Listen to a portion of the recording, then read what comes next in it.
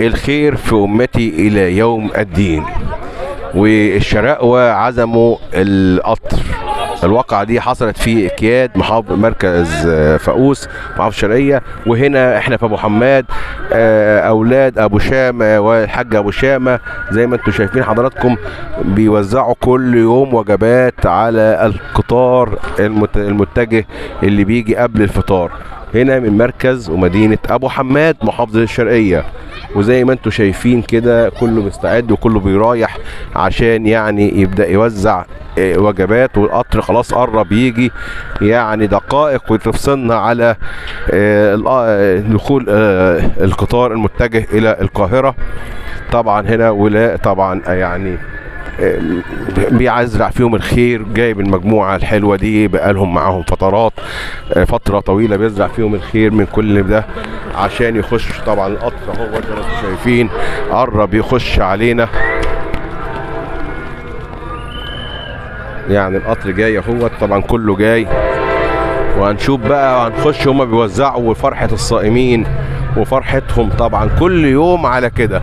عرفتوا بقى ان الشرقية ده كرم ما بعده كرم، بيعزموا القطر.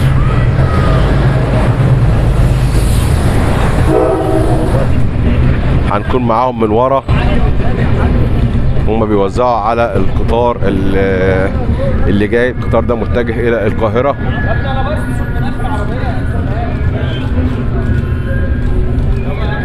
انا معاك اهو. هيبداوا من اخر عربيه يبداوا يوزعوا فيها على الناس المتواجدين. طبعا دي كده هنكون معاكم وهنطلع معاهم.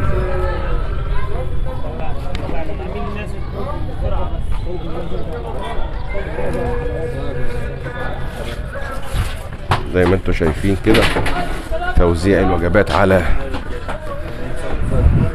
كل سنة وانتم طيبين. زي ما انتم شايفين كده ده اللي بيوزع ميه وبيوزع عصير، اللي بيوزع كمان اكل. شوف كله كتيبة عمل هنا في ابو حماد، مركز ومدينة ابو حماد. هنا اهل الكرم والشرقية طول عمرهم اهل كرم. طبعا دول مجموعة رايحين القاهرة فطبعا مش هيلحقوا الفطار، مش هيلحقوا طبعا. عشان طيبين مش هيلحقوا طبعا الفطار. فهنا بيوزع زي ما انتم شايفين كده.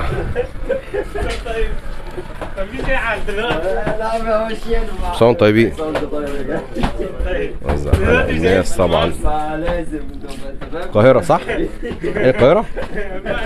بص طبعا مش هيلحقوا يفطروا ففي مجموعة بتوزع كله هنا.